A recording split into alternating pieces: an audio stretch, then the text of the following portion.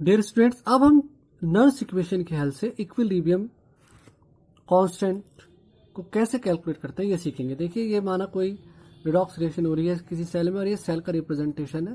तो ये कॉपर का कैथोड है और जिंक का एनोड है। देखिए, राइट हैंड साइड पर कैथोड लिखा रहता है, लेफ्ट हैंड साइड पर एनोड लिखा रहता है। देखिए, अभी नर्स इक्वेशन जो हमने सिंगल इलेक्ट्रोड के लिए ड्राइव की थी उसमें साफ पता चल रहा था कि कंसंट्रेशन चेंज होने से किसी भी सेल का इलेक्ट्रोड पोटेंशियल जो होता है वो चेंज होता है। और जब इसका मतलब चाहे वो कैथोड हो चाहे एनोड हो, तो कंसंट्रेशन के चेंज होने से उनका रिडक्शन पोटेंशियल में चेंज आएगा ही। अब देखिए, जैसे जैसे कंसंट्रेशन चेंज होती है इलेक्ट्रोड्स की, और देखिए जैसे रिएक्शन बढ़ेगी, ऑब्वियसली बात है जो इलेक्ट्रोड्स ले गए हैं उनकी कंसंट्रेशन में तो बदलाव आएगा ही। इलेक्ट्रोलाइट तो की कंसंट्रेशन तो चेंज होगी। तो उस हिसाब से एनोड हो चाहे कैथोड हो, दोनों का रिडक्शन पोटेंशियल में बदलाव आता है। देखिए, यहाँ पर आप देख सकते हैं ग्राफ से कि जो ऑक्सीडेशन हाफ रिएक्शन है, यानी कि एनोड पर भी रिडक्शन पोटेंशियल बढ़ रहा है और कैथोड का रिडक्शन पोटेंशियल घट रहा है। और थोड़ी समय बाद ऐसी स्थिति आ जाती है कि कैथोड का रिडक्शन पोटेंशियल और एनोड का रिडक्शन पोटेंशियल दोनों बराबर आ जाते हैं। उस कंडीशन को हम बोलते हैं इक्विलिब्रियम स्टेट। देखिए, अब इक्विलिब्रियम आने के बाद प्रोडक्ट की कंसंट्रेशन डिवाइडेड बाय रिएक्टेंट की कंसंट्रेशन, इस टर्म को हम इक्विलिब्रियम कांस्टेंट के रूप में लिख सकते हैं लॉ ऑफ मास एक्शन के अकॉर्डिंग। तो देखिए, यहाँ पर प्रोडक्ट की कंसंट्रेशन होगी जिंक आयन की कंसंट्रेशन और कॉपर की कंसंट्रेशन, जिसको हमने 1 मान लिया है, और नीचे होगी यहाँ पर कॉपर की आयन की कंसंट्रेशन और जिंक की कंसंट्रेशन, और जिंक की कंसंट्रेशन को भी हमने 1 मान लिया है। और इस पूरी टर्म को हमने इक्विलिब्रियम कांस्टेंट के रूप में लिख दिया है। और इक्विलिब्रियम आने के बाद जो सेल का जो इस गैल्वेनिक सेल का जो पोटेंशियल होगा, यानी कि ई सेल होगा, उसकी वैल्यू 0 हो जाएगी। देखिए, इक्विलिब्रियम आने पर जो स्टैंडर्ड ईएमएफ होता है, स्टैंडर्ड ई सेल होता है, वो 0 नहीं होता है। स्टैंडर्ड के अलावा जो वैल्यू होती है वो 0 हो सकती है। तो देखिए, ई सेल जो है इसका यहाँ पर 0 हो गया है। इस इक्वेशन में हमने यहाँ पर ई सेल को 0 रख दिया है और कंसंट्रेशन की रेशो को लॉ ऑफ मास एक्शन के अकॉर्डिंग यहाँ पर केसी लिख दिया। तो यहाँ पर आ गया ये नेचुरल लॉ केसी। अब देखिए, हमने इसको इधर लिया है तो ये टर्म पॉजिटिव जाएगी, ये भी पॉजिटिव जाएगी, दोनों टर्म जो है वो पॉजिटिव हो गई। तो E naught cell is equal to आ गया R T by N F natural log KC. अब इसको 10 बेस पे बनाने के लिए इसमें 2.303 आर टी की मल्टीप्लाई कर दी, और 2.303 आर टी की 2.303 की मल्टीप्लाई करने के बाद ये टर्म कन्वर्ट हो गई 2.303 R T by N F log K C है। और अगर टेम्परेचर को यहाँ पर फिक्स कर दिया जाए, यानी कि 298 केल्विन कर दिया जाए, तो उस कंडीशन में यहाँ पर ये हो जाएगा 0.0591 बाई एन। ये यहाँ पर हो जाएगा 0.059 by 0.0591 by N log K C eight 298 kelvin. तो इतने टेम्परेचर पर हम स्टैंडर्ड ईएमएफ या स्टैंडर्ड सेल के पोटेंशियल की हेल्प से इक्विलिब्रियम कांस्टेंट को कैलकुलेट कर सकते हैं। देखिए, अगर इससे कैलकुलेशन से केसी की वैल्यू बहुत ज़्यादा आती है तो हम ये समझ सकते हैं कि रिएक्शन ऑलमोस्ट कंप्लीट हो चुकी है। तो ये केसी का सिग्निफिकेंस हो जाएगा। अब देखिए, यहाँ पर एक क्वेश्चन हम करेंगे, calculate the equilibrium constant for the reaction. देखिए, ये रिएक्शन है, इसमें आप देख सकते हैं कि जो कॉपर है इसका ऑक्सीडेशन हो रहा है और सिल्वर का यहाँ पर रिडक्शन हो रहा है। तो सिल्वर का जो रिडक्शन पोटेंशियल है वो दे रखा है 0.80 वोल्ट, और जो कॉपर का रिडक्शन पोटेंशियल दे रखा है वो दे रखा है 0.34 वोल्ट।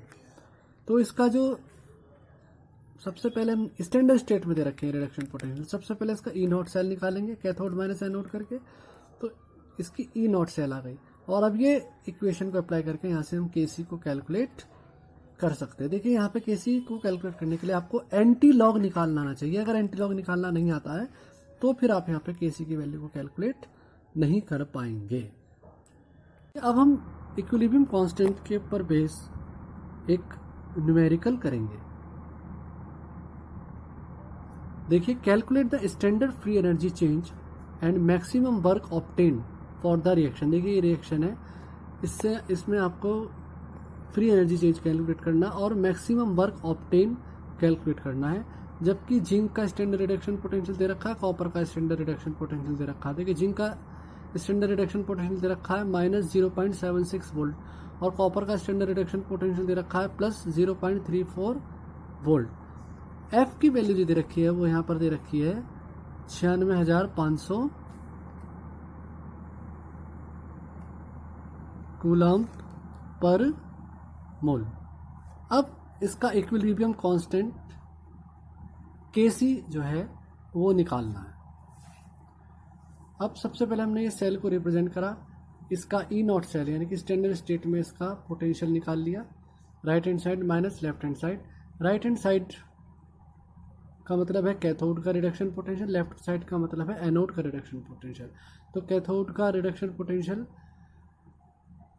देखिए कैथोड कौन है यहाँ पर, कैथोड है कॉपर रिड्यूस हो रहा है, तो कॉपर का रिडक्शन पोटेंशियल यहाँ पर है 0.34 माइनस, और जिंक का जो रिडक्शन पोटेंशियल है वो दे रखा है -0.76 वोल्ट, वो यहाँ पर रख दी, तो माइनस माइनस प्लस होगा तो जुड़कर ये आ गया 1.10 वोल्ट।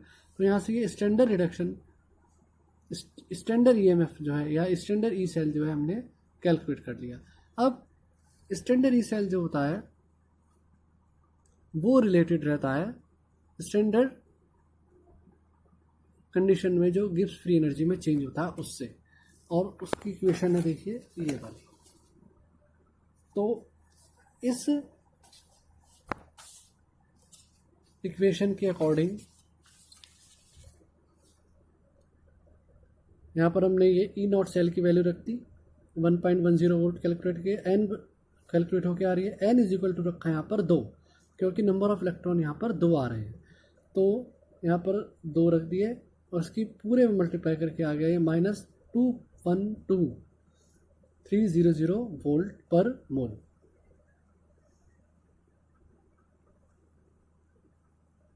अब देखिए इसको किलो जूल में भी कन्वर्ट कर ले तो यहाँ पर ये पॉइंट में यहाँ पर आ जाएगा।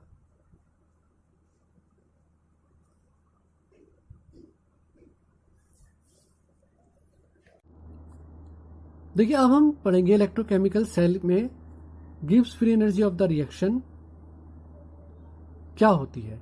देखिए जब भी कोई इलेक्ट्रोकेमिकल सेल होती है उसमें फाइनली क्या होता है, केमिकल एनर्जी जो होती है वो इलेक्ट्रिकल एनर्जी में खर्च होती है, यानी कि जो इलेक्ट्रिकल वर्क होता है वो वास्तव में जो गिब्स फ्री एनर्जी होती है उसकी कॉस्ट पर होता है, यानी जितना आप इलेक्ट्रिकल वर्क करेंगे उतना गिब्स फ्री एनर्जी में डिक्रीज होगा। तो जो भी इलेक्ट्रिकल वर्क होगा वो डिक्रीज इन फ्री एनर्जी होगा। देखिए जो इलेक्ट्रोकेमिकल सेल होती हैं, गैल्वेनिक सेल होती हैं, वोल्टिक सेल होती हैं, ये तो इलेक्ट्रिकल वर्क करती हैं तो इनमें तो गिब्स एनर्जी में डिक्रीज होगा, और जो इलेक्ट्रोलाइटिक सेल होती है उन पर इलेक्ट्रिकल वर्क होता है तो उनमें increase in Gibbs free energy होगा। तो फिलहाल हम गैल्वेनिक सेल की बात करें तो इलेक्ट्रिकल वर्क जो होगा वो डिक्रीज इन फ्री एनर्जी के बराबर होगा। तो अब देखिए यानी कि जो इलेक्ट्रिकल वर्क है वो क्या होगा, देखिए इलेक्ट्रिकल वर्क क्या होता है, W is equal to Q V, आपने फिजिक्स में पढ़ा होगा W is equal to Q V, work is equal to या energy is equal to charge into voltage. तो charge into quantity of charge और वोल्टेज। अब देखिए चार्ज कितना है हमारा NF, और वोल्टेज को हमने यहाँ पे लिख दिया EMF यानी कि ई सेल, और ये इलेक्ट्रिकल एनर्जी प्रोड्यूस कह दीजिए या मैक्सिमम वर्क ऑब्टेन कह दीजिए, ये बराबर हो गई हमारी डिक्रीज इन फ्री एनर्जी के बराबर। देखिए electrical work is equal to electrical energy produce, और ये बराबर हो गया हमारा चार्ज इंटू वोल्टेज के। चार्ज का मतलब वही हो गया quantity of electricity flowing into voltage मतलब EMF। तो यहाँ पर क्वांटिटी ऑफ इलेक्ट्रिसिटी फ्लोइंग यानी कि चार्ज को हमने लिख दिया NF, और ये EMF जो था इसको हम ई सेल लिख सकते हैं। और ये जो इलेक्ट्रिकल वर्क है, मैक्सिमम इलेक्ट्रिकल ऑब्टेन जो है वो बराबर हो जाएगा डिक्रीज इन फ्री एनर्जी के बराबर। देखिए अगर हम स्टैंडर्ड स्टेट की बात करें तो ये रिलेशन स्टैंडर्ड स्टेट में इस तरह से बन जाएगा कि change in Gibbs energy at standard state is equal to NF E not cell. अब देखिए ई नॉट सेल को हमने यहाँ पर जो है इक्विलिब्रियम कांस्टेंट की टर्म में लिख दिया, इस ये वैल्यू यहाँ पर ये आ गई।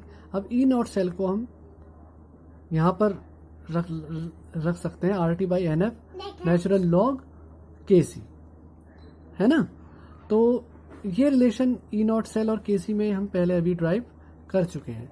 तो ई नॉट सेल की जो ये वैल्यू है हमने यहाँ पर रख दी, तो ये हमारा गिब्स फ्री एनर्जी और KC के बीच में जो है ये रिलेशन आ गया। देखिए NF से NF कट गया तो माइनस डेल्टा RG नॉट जो है वो इक्वल आ गया minus RT log natural log KC के।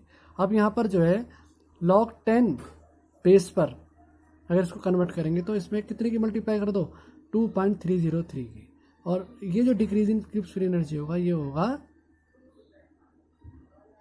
मैक्सिमम वर्क ऑब्टेन के, ये होगा मैक्सिमम वर्क ऑब्टेन के। देखिए यहाँ पर जो ये आया है वैल्यू ये आई है कूलाम वोल्ट पर मोल में। अब देखिए एक कूलाम वोल्ट जो होता है वो एक जूल के बराबर होता है, इसलिए यहाँ पर कूलाम वोल्ट को जूल लिख लिया और ये पर मोल है यहाँ पर। अब इसको किलो जूल में कन्वर्ट करने के लिए 1000 से डिवाइड कर दिया तो यहाँ पर ये पॉइंट आ गया है। अब देखिए हमारे पास ये डेल्टा G नॉट की वैल्यू आ गई। तो जो मैक्सिमम वर्क होता है वो डिक्रीज इन गिब्स एनर्जी होता है, तो मैक्सिमम वर्क की वैल्यू भी यहाँ पर यही रहेगी। मैक्सिमम वर्क जो होगा ये, तो वो decrease in standard Gibbs energy change के बराबर ही होगा, क्योंकि हम कैलकुलेशन स्टैंडर्ड स्टेट में कर रहे हैं, इसलिए वर्क भी जो मैक्सिमम वर्क भी जो कैलकुलेट होकर आएगा वो स्टैंडर्ड कंडीशन में ही होकर आएगा। अब देखिए हमें डेल्टा G नॉट की वैल्यू पता लग गई, तो हम इक्विलिब्रियम कांस्टेंट की वैल्यू इस रिलेशन से कैलकुलेट कर सकते हैं। अब देखिए यहाँ से हमने डेल्टा G नॉट की वैल्यू रख दी और ये टेम्परेचर की वैल्यू रख दी यहाँ पर 298 केल्विन पर पूछा है, R की वैल्यू रख दी 8.314, KC की वैल्यू हमें निकालनी। देखिए KC की वैल्यू हमें तभी पता लगेगी जब हम एंटी लॉग निकालना इसका आता होगा। देखिए एक वीडियो में मैं आपको एंटी लॉग निकालना भी बताऊंगा। तो फिलहाल यहाँ से जो KC की वैल्यू कैलकुलेट होकर आई है वो आई है 1.6 इंटू 10⁻37। अच्छा यहाँ पर एक बात आप ध्यान रखिएगा, जो हमारा KC रिलेटेड रहता है वो standard change in Gibbs free energy से रहता है, मतलब change in Gibbs free energy in standard state से रिलेट रहता है ये KC।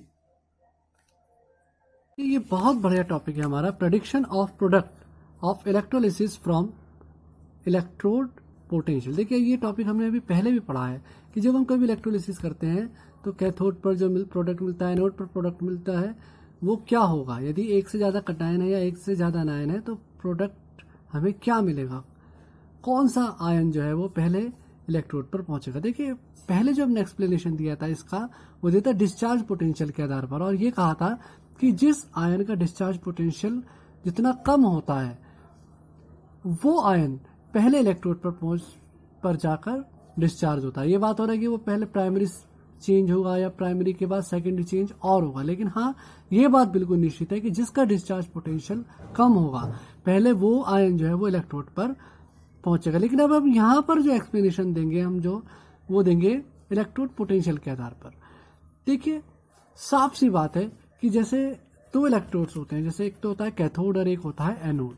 कैथोड पर रिडक्शन होता है, एनोड पर ऑक्सीडेशन होता है। अब जिस आयन का रिडक्शन पोटेंशियल ज्यादा होगा, रिडक्शन किसका होगा, कटायन का, ऑब्वियसली बात है। तो जिस कटायन का रिडक्शन जितना ज्यादा होगा वो पहले जाके रिड्यूस होगा, यानी कि उसकी रिड्यूस होने की टेंडेंसी ज्यादा होगी तो वो पहले जाके रिड्यूस होगा। और जिस अनायन का ऑक्सीडेशन पोटेंशियल ज्यादा होगा वो पहले एनोड पर पहुंचेगा और उसका ऑक्सीडेशन पहले हो जाएगा। लेकिन यदि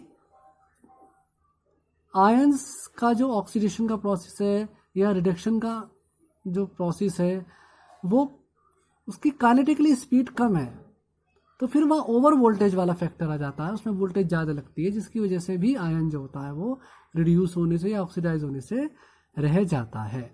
अब देखिए जैसे यहाँ पर ये NaCl का मोल्टन यदि हम सॉल्ट लेंगे तो मोल्टन में तो केवल जो आयन मिलेगा हमें सोडियम कटायन और क्लोराइड अनायन मिलेगा, तो ऑब्वियसली बात है कैथोड पर सोडियम मिल जाएगा और एनोड पर क्लोरीन गैस मिलेगी। लेकिन अगर हमने एक्वस सोल्यूशन लिया है तो एक्वस सोल्यूशन यदि हम लेंगे तो हमें दो तरह के आयन कटायन मिलेंगे रिड्यूस होने के लिए, एक तो सोडियम प्लस और एक मिलेगा H प्लस। देखिए Na प्लस तो आया NaCl से और H प्लस आया वाटर से, तो कैथोड पर दो चीज़ों की मिलने की प्रोबेबिलिटी हुई, एक तो सोडियम मेटल और एक हाइड्रोजन गैस। अब सोडियम मेटल मिलेगा कि हाइड्रोजन गैस मिलेगी, तो देख लेते हैं किसका रिडक्शन पोटेंशियल ज़्यादा है। देखिए ये सोडियम का रिडक्शन पोटेंशियल है -2.71 वोल्ट और ये वाटर का रिडक्शन पोटेंशियल है। देखिए वाटर जो है हाइड्रोजन में रिड्यूस हो रहा है, तो ये रिडक्शन पोटेंशियल है -0.83 वोल्ट। तो ज़्यादा किसका है? वाटर का, -0.83 वोल्ट। देखिए माइनस में जितनी वैल्यू कम होती है वो वैल्यू ज़्यादा मानी जाती है, तो -0.83 वोल्ट जो है वो ज़्यादा रिडक्शन पोटेंशियल है। तो बात बिल्कुल निश्चित है कि हमें कैथोड पर हाइड्रोजन गैस मिलेगी, सोडियम नहीं मिलेगा। इसी तरह से अनायन भी इसमें दो है, क्लोराइड आयन और OH- आयन। अब ये है कि भाई एनोड पर कौन जाकर ऑक्सीडाइज होगा, वाटर से OH- या फिर क्लोराइड आयन। तो यदि अब इसकी बात करें तो यहाँ पर थोड़ा सा एक ट्विस्ट आ जाता है, वो मैं आपको बताऊंगा। जब भी हम कभी एक्वस NaCl का इलेक्ट्रोलिसिस करेंगे तो एनोड पर दो चीज़ों के मिलने की प्रोबेबिलिटी है, एक तो क्लोराइड आयन से Cl2 गैस और एक वाटर के ऑक्सीडेशन से ऑक्सीजन गैस। अब वही वाली बात है, अगर हम ऑक्सीडेशन पोटेंशियल की बात करें, जिसका ऑक्सीडेशन पोटेंशियल ज़्यादा होगा उसके मिलने के चांस ज़्यादा होंगे। तो ऑक्सीडेशन पोटेंशियल के हिसाब से देखिए यहाँ पर O2 का ऑक्सीडेशन पोटेंशियल ज़्यादा है। देखिए O2 का ऑक्सीडेशन पोटेंशियल है -1.23 वोल्ट, जबकि क्लोरीन गैस का जो ऑक्सीडेशन पोटेंशियल है वो है -1.36 वोल्ट। तो यहाँ पर ऑक्सीजन के मिलने की प्रोबेबिलिटी ज़्यादा है, लेकिन हमें मिलती Cl2 है। उसका क्या कारण है कि ये जो प्रोसेस होता है H2O से O2 गैस बनने का एनोड पर, ये काइनेटिकली बहुत स्लो होता है, जिसकी वजह से इसके पूरा करने के लिए ओवर वोल्टेज की ज़रूरत पड़ती है। इस ओवर वोल्टेज के कारण ऑक्सीजन जो होती है वो एनोड तक पहुंचने में से रह जाती है और हमें एनोड पर क्लोरीन गैस मिलती है। तो इसलिए फाइनली जो हम प्रोडक्ट मिलता है वो तो मिलता है कैथोड पर हाइड्रोजन गैस और एनोड पर मिलती है हमें क्लोरीन गैस। और